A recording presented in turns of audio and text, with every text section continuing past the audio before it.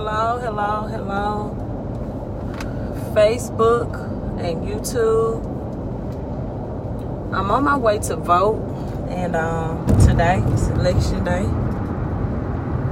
for our state governor, so I have about a 20-minute ride, so I decided to just go live and see who's on midday, do this impromptu video, give you a little history lesson. All right, give you a little history lesson on some history that you may have not heard in school. Right, it's the real reason, and I have that in all caps for a reason, right? The real reason most blacks, African Americans, Black Americans are not wealthy, right? We're going to talk about the color of money, right? We're going to discuss the color of money. So let's go down this history lesson, and you really understand why this is not taught in schools, in public schools. And so let's start right with Abraham Lincoln, right? We got Abraham Lincoln, who hello, yeah. Let's log on, because this is going to be good. I just wish I had hundreds of thousands of people join in at this time, because this is going to be an eye opener, right? So Abraham Lincoln, once the slaves were free, Abraham Lincoln signed into act the 40 acres and a mule. It was really a 40 acres and a mule and $100, right? He signed the law, the act, to enforce that law, right? Because they treated people, or they treated blacks or African Americans as property. So he wanted to transition, once they were free from slavery, from treating them as property to owning property. And I really could get into that. They're really not African Americans. They came from Africa. A lot of times they say we sold ourselves. That's not true. We're true Israelites, and they fled to Africa to blend in. And the Africans said, "You are not of us. You are not one of us. You are not of our tribe. So of course we'll sell you." So that's why I like to refer to it as black, because it's not truly African Americans. But at any rate, when they were shipped to America from Africa, right? Then Abraham Lincoln, 1865, once the slaves were free, said, "Okay, we'll give you our 40 acres and a mule." Now, note, he was assassinated after making that ruling. Abraham Lincoln was assassinated, or after agreeing or signing off to put that into law, right? He was assassinated. Just like John F. Kennedy was assassinated when he wanted to put currency, which is printed money, back on the gold standard. And Martin Luther King was assassinated when he wanted to take thousands of people, black and white, poor people, before the government for better income equality. He had the Poor Man's March. And so President Johnson came into office once Abraham Lincoln was assassinated, and he reversed that, or revoked that, and said, we're not going to give them 40 acres in a mule or in $100, but this is what we'll do. We'll implement the civil rights, right? Civil rights mean they cannot be discriminated against to have gainful employment. And that's where the civil rights law was implemented. That's why you all need to follow Byron Allen. If you're not listening to one of his videos, go to YouTube, because this law is at risk of being revoked again because of his lawsuit about racial discrimination against Comcast and Charter, right? So I won't go into that, but definitely watch that when you have time. So now these slaves begin to have jobs, not jobs of equality. That's why white household wealth, or Caucasian wealth, is on average about $100 to black wealth, which is about $5, right? So they begin working They began to get employed, and these slaves began to put their money. Guess how much it is? You wouldn't believe it. Into this bank called Freedman Bank Savings. Freedman Bank Savings. Catch the word, Freedman Banks Savings. Over the course of years, a total of $75 million was deposited. But this bank, however, would not give them, discriminated against them, any loans to be home buyers or to purchase their own land, right? Because remember, Abraham Lincoln wanted them to get 40 acres and a mule. So they would not give them the capital or the funds, right? After accumulating a total of 75 million to in return purchase some assets, some land, some homes, some equity. So this bank went out of business due to bad investments. They lost half of this $75 million due to bad investments. So now you have coming in, look at all this history lesson that you don't get taught in school. You have the Jim Crow, right? So Jim Crow spread the South, and it made it even harder for them to own land because of the Jim Crow and the segregation. And now they don't have banks that would give them capital like our Caucasian or European, people in America. So now they're being discriminated against. They can't get access to capital. They're working hard. So in essence, they were treated as property, but they couldn't own any property. And you're still treated as property today, right? Hello. Facts. Thank you, Mr. Williams.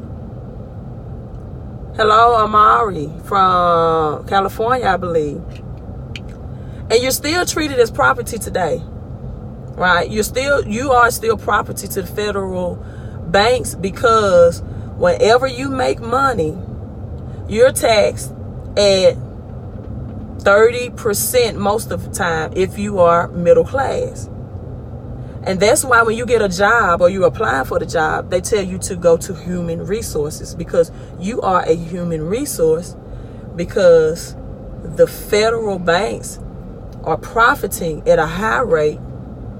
Off every dollar you may bring home 60 to 70 cents of it. And they're profiting off your labor and your intellectual property and your skills and gifts. And they will not profit that high if you use that skills, gift, and labor to implement a business and not just be an employee. Or to at least attempt to do both at the same time. So that way, yes, you will have to pay taxes, but you will be taxed less. So in the 1930s, the Federal Reserve, right? The Federal Reserve. Hello. Mr. Williams. Oh, he got facts. The Federal Reserves helped create a new middle class, because they began to create new banks and new credit unions, and they denied blacks loans.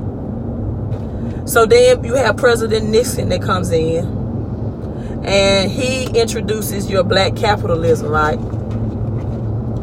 And so, but in this black capitalism, you still was discriminated against, because now they say, okay, we will give you all blacks, we'll give you subprime loans, but they were toxic.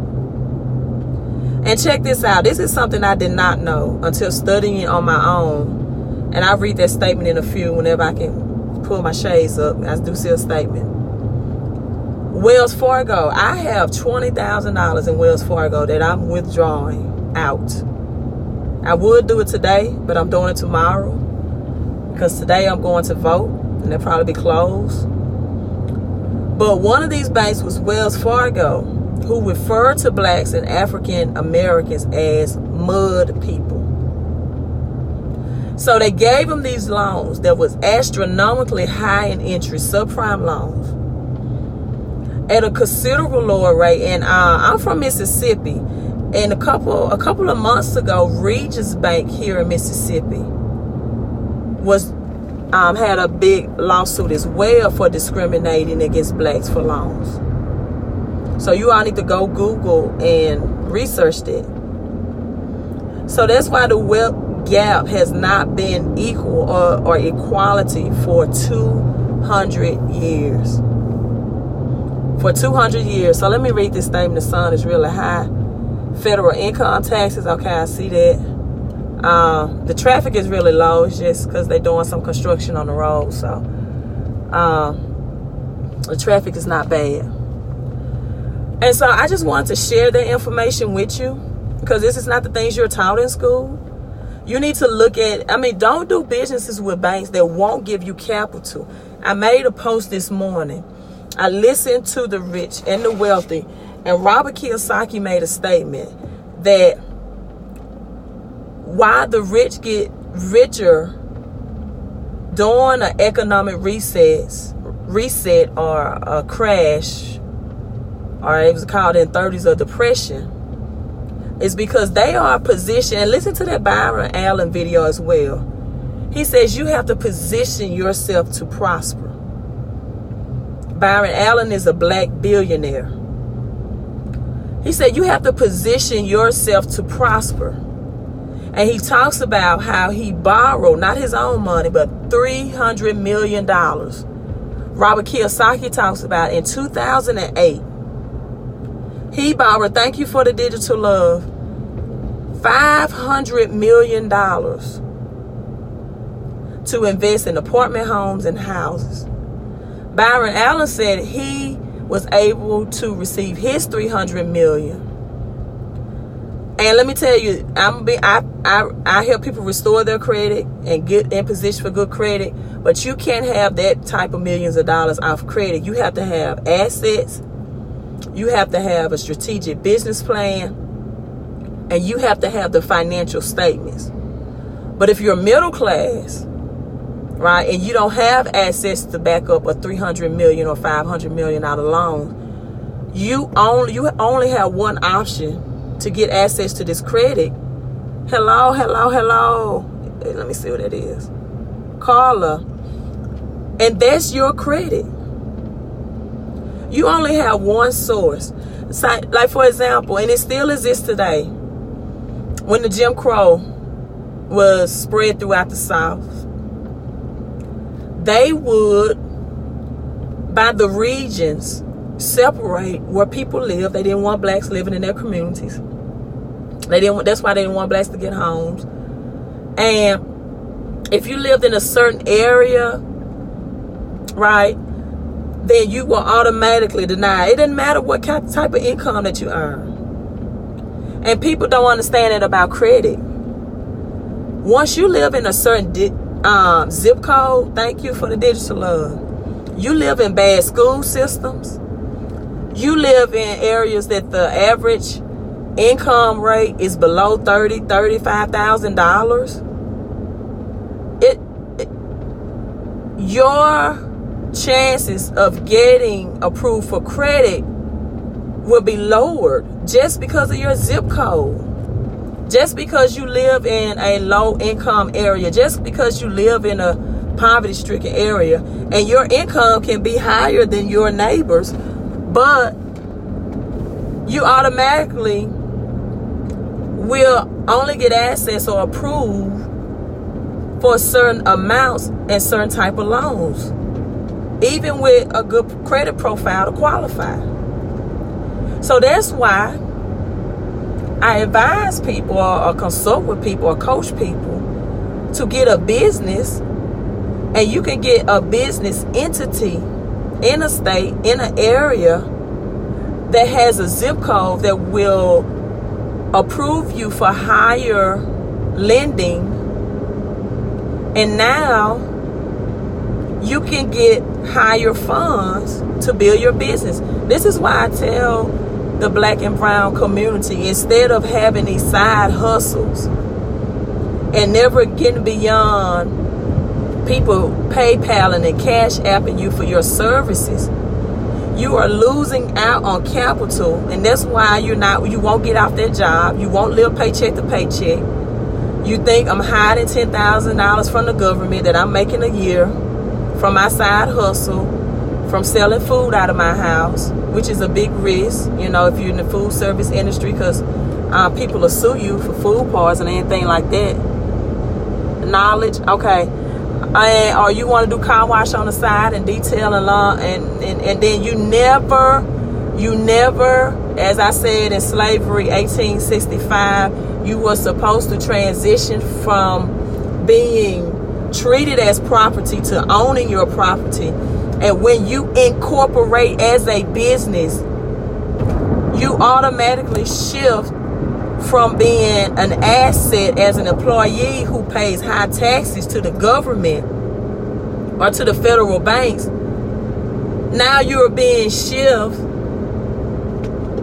to being a business incorporation or LLC, and you can save more of the hard-earned money that you make, and you can position yourself, just like Byron Allen said, position yourself to get more money and more capital, to grow and enhance yourself, to get more money in than what that side hustle is giving you. Because you need money to grow. You need money, you need bank, business, credit cards to market more, to promote more, to get better equipment, to get better software, to get the consulting that you need to say, hey, how do I set up, how do I keep my record keeping of finances, of money flow that I have coming in. See, Byron Allen said this when they first asked him, and they were so fascinated in his interview on the Breakfast Club, how did you get this $300 million? He said, man, making money is a mindset. Most blacks like being average anyway. That's true, but I want you to know that the government strategically has positioned us, unless you're getting knowledge and education like this. They have strategically done this. They have, these banks are discriminatory, and I don't know about most blacks like being average, because Martin Luther King, the Poor Man's March, he had just as many whites, right, that were, if they don't come into the knowledge, that were making just as much as low wages as blacks at that time. And so it's just like in any race, you have some that have a certain mindset and some that don't. That goes with any race. And that's why I spend my time doing videos, putting out knowledge, educating people, because I'm a firm believer if you don't know what happened in the past, right, then you can't ever be financially successful for the future. But if you gain knowledge of what happened in the past and you don't make changes for the future, then that is your fault, right? Because that's why the number one, I got a phone call, that's why the number one best-selling book on prosperity says, hold on, I'm trying to tap this. The number one best-selling book on prosperity says it's better to know a thing, it's better to not know a thing than to know a thing and not do it. So everybody watching this live, or they will watch this on a replay, you are now held accountable, because now you know the history and the plan. See, I'm sorry for having my finger. I'm trying to push this button, but my nails are making it hard. In the art of war, you can't defeat the enemy until you know the tactics of the enemy. So if you know that it's been a plan for 200 years not to get capital or to have access to the bank's money, a lot of people, use debt in a very negative way.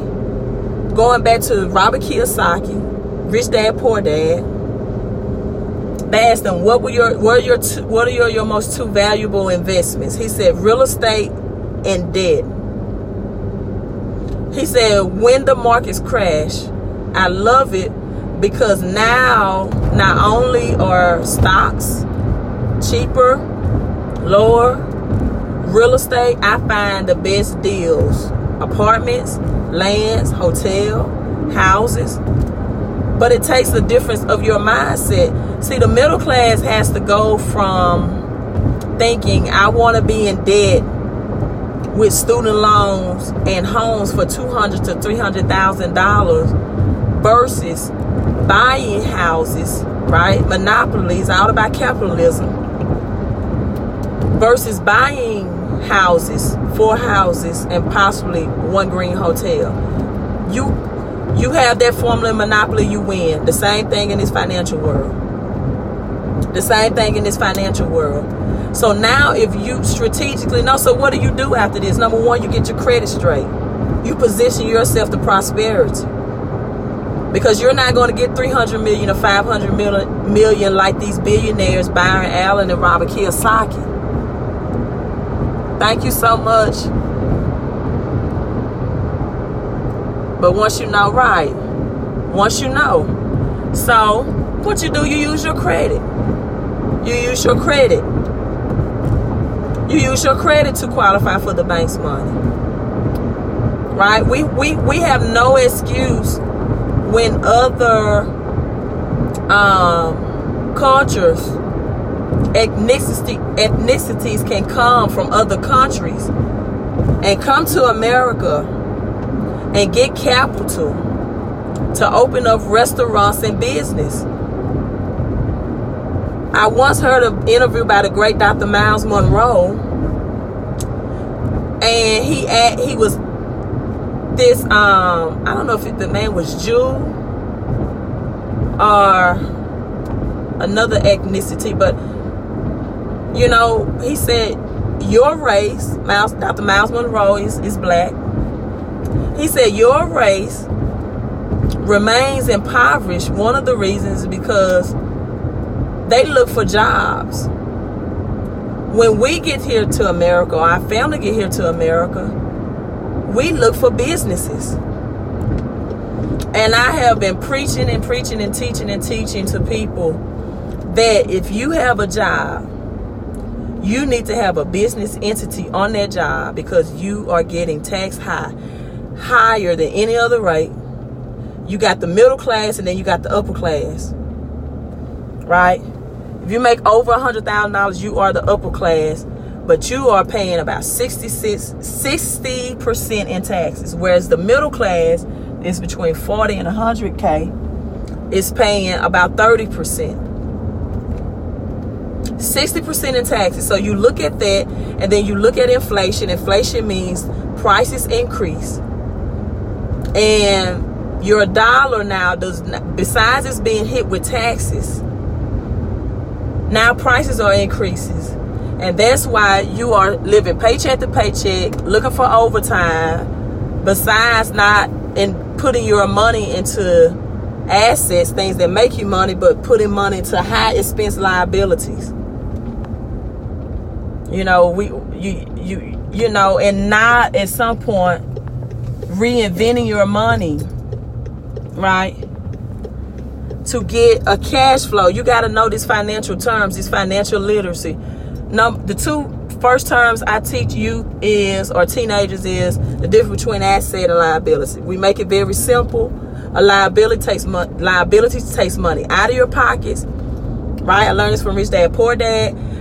Assets put money into your pocket. And then I teach them cash flow. What is your cash flow cycle? Meaning that once you receive a paycheck, does your paycheck get highly taxed first and then you pay bills and expenses?